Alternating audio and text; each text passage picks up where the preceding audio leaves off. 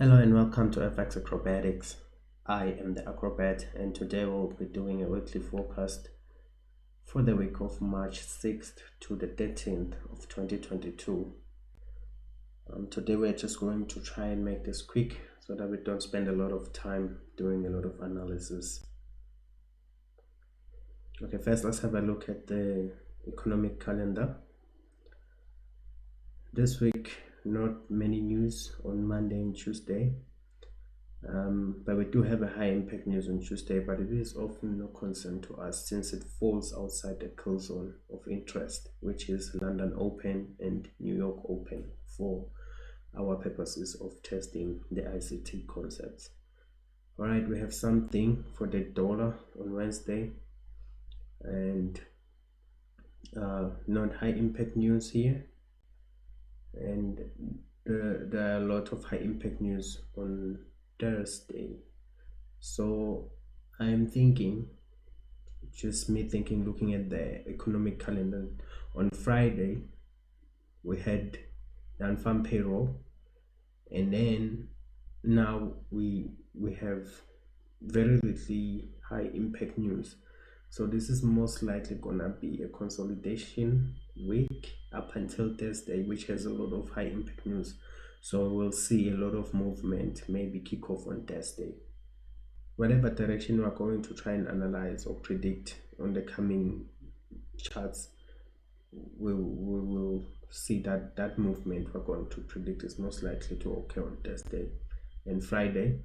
So high impact news, we're going to try and see what we could have done, because we are just watching and observing right now, but soon we'll be doing the executions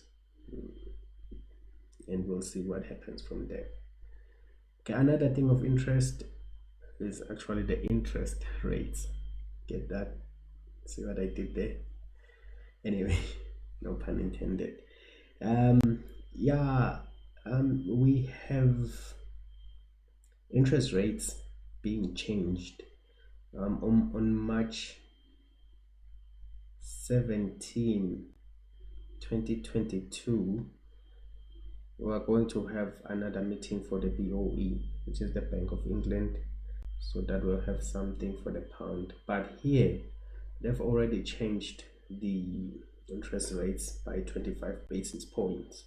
So today we have 0.5, and then also the Bank of Canada and the Bank of New Zealand. So they've already changed in February and March. So now we have a meeting scheduled for the Fed, which will be for the dollar index. So we don't know if they're going to change it, raise it, or bring it down. We'll see. The last time they changed it was 2020 and took out 100 basis points. Okay, so I'm not gonna go deep right now as to why I'm bringing this, but it is very important when these changes happen. So yeah, let's see. All right, we are on trading view. This is the dollar index on the weekly chart. I'm just gonna quickly show the PDRAs that we had for the weekly chart of the dollar, and we've been having this target for weeks now. If you go back to all our videos, I'll link in the description below. You go back to all our videos on weekly forecast, you will see that we predicted price coming to this point here weeks ago, and it has finally delivered on that. So now, because this is a major delivery, if you can see here, it took out liquidity here, and here. Liquidity has been taken, and this point of resistance here, this up close candles here, they provided some resistance, but eventually they were taken out, and that was very bullish, we said. And here we are now. This is a major point of resistance as well. So because we have delivered here, my immediate hunch would be that we must see just a little bit of resistance. And given that we've had non-farm payroll, which sometimes can bring in the protraction the Judah swing for that beginning of the month, because we know we have to create a week. So non-farm payroll has created that week, and we could then see it coming down. All right, so yeah, let's I'll just focus on the weekly and daily charts for today so that we can quickly finish this up. Okay, let's go to the daily chart just quickly. So as you can see, we have a volume imbalance here. So there's, see these wicks, there's no body between these two, so that's a volume imbalance. So now that this candle is inside the weekly PDRA and at premium, as you can see, this price is fractal. You see that right there, that's the order block from the weekly chart. So price has gone in there. So my immediate prediction, without looking at the other things, would be that I would like to see this provide some kind of resistance, even if it's little, just some kind of resistance. So my bias for the deal would be that now that we've gone there, we've seen just a little bit of rejection down there. See that? So I would like the algorithm to reprice to this volume imbalance, and if it doesn't completely close it in, then we might see further upside. But if it does close it in, it might be heading down all the way to reprice, probably at this candle here, this down close candle. So we'll have to see if that happens. So already I'm looking for a down close week, but let's look for further evidence of that. All right, quickly let's look at the pound. It's the weekly chart, and I have a couple of things there, and you can see we are inside this order block, and we are seeing no resistance, not much of a resistance right now, but we'll see what happens when we go down to the lower time frames. Yeah, it has not taken out the liquidity down here. It might just want to come down here, dip below that, and go up. Let's look at the daily chart. Okay, so this is the daily chart, and you can see that there was a breaker here. There was a breaker. No, this is the breaker right there. So you see now we have breached that breaker, took it out. So it really wants to go deeper.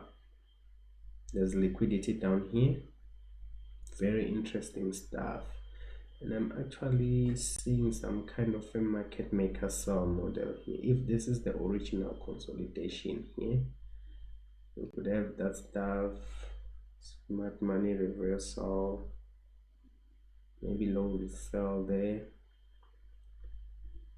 distribution. This is distortion by time. Well, that's a concept I'm not allowed to teach, but I can see that long consolidation there. It looks like distortion by time to me. And then we have second stage distribution here, and about to take down this original consolidation. So the pound might just go deeper into this and probably create some kind of SMT divergence when it does that, because I think the dollar should also go down. So if they both go down, there will be SMT divergence, especially if the euro is not going to do the same thing. So I am going to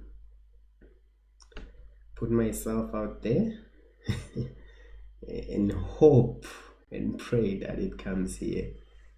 Yeah, that's what I'm thinking right now. Yeah, it really looks like a market maker sell model. If you cut this out, just leave a few candles, it looks like first stage distribution, and this is second stage distribution. So this is distortion by time. All right, let's have a look. Let's have a look at the euro. This is the weekly chart of the euro dollar, It's also showing some kind of a market maker sell model as well. If you look at it, right? That maybe let's just throw this. All right, so I've labeled out the potential market maker sell model on the euro.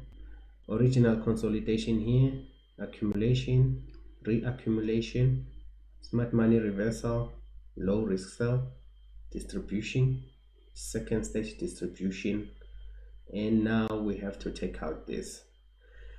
Now this is very interesting, but because of all of this consolidation here, this will provide some kind of a resistance. I know now it has dipped into it, but it doesn't seem like it's been rejected. Now if we see SMT divergence, we're going to look at SMT divergence next. If we see SMT divergence, then I would expect it to at least come back into this here. This is an order block right there. Now I'm calling these candles order blocks for a reason. There are some things that I'm not allowed to teach here. Things like the propulsion block and the mitigation blocks. I'm not allowed to teach those, but sometimes I'll point out to things and just try to simplify what they are, because they will provide resistance when this comes back here. So if you feel like this is not an order block, that's okay. At least just know that when price gets back into that, whatever you want to call it, then it's going to provide some kind of resistance. Now this here, I'm expecting it to do that resistance. If it does that, then it took this to provide support. If this provides support, then this will reprice to this order block above here, and that order block should provide resistance strong enough to push it all the way to take out the liquidity down there. So that's what I'm thinking right now.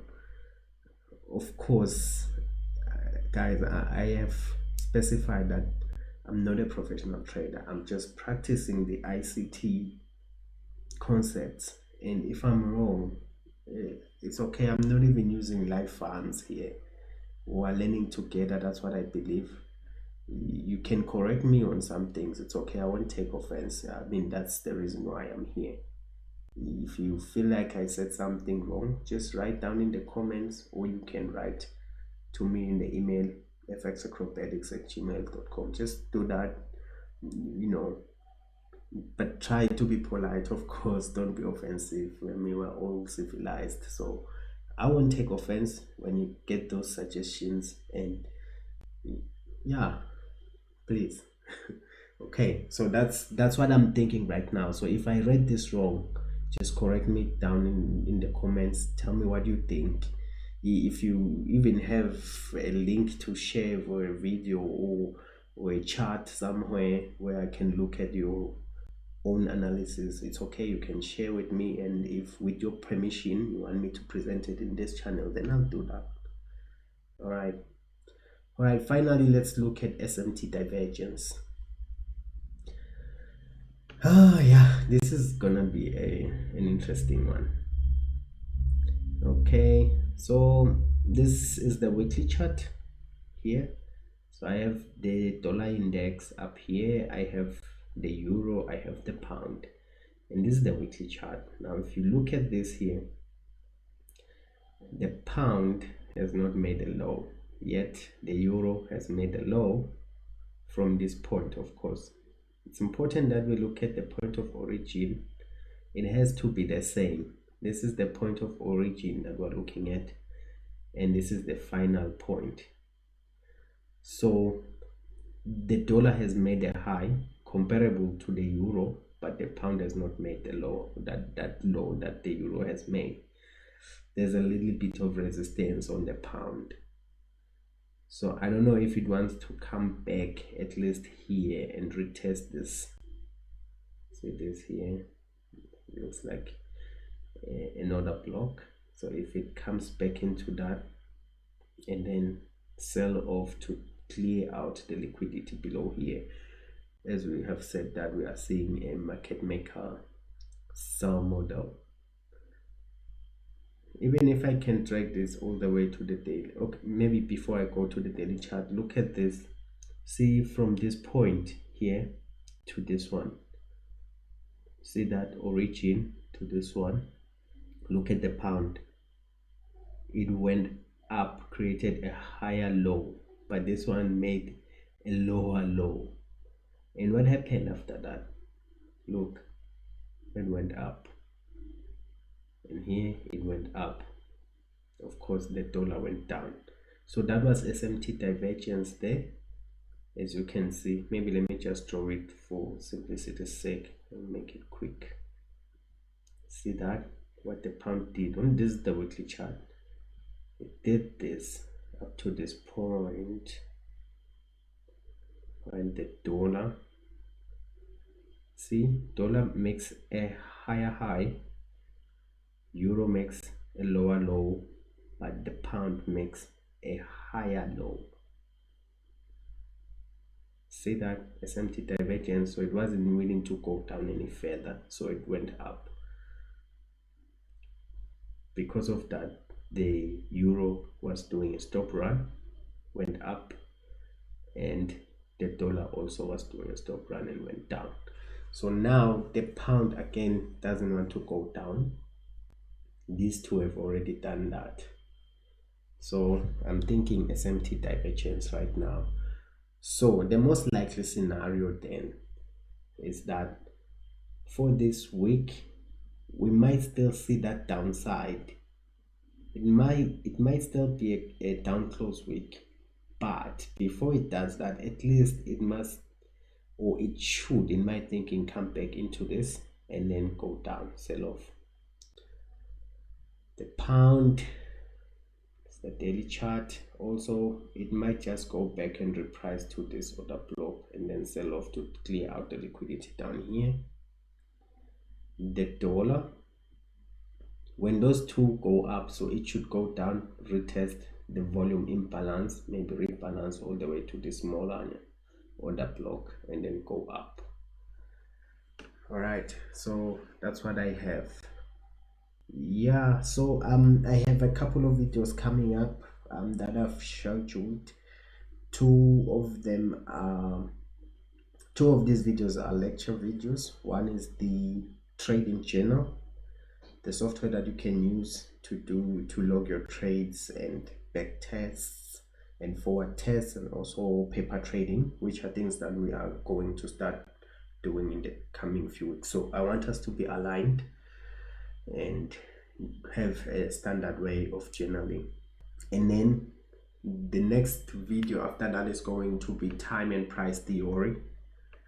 It's an introduction to time and price theory, and I want us to look at that as well, because we are going to do paper trading and we are going to be using the London Open and the New York Open kill zones. And before we can do that, I want to show you just quickly what time and price theory is. It's an introduction, it's not everything, so take it with a grain of sand.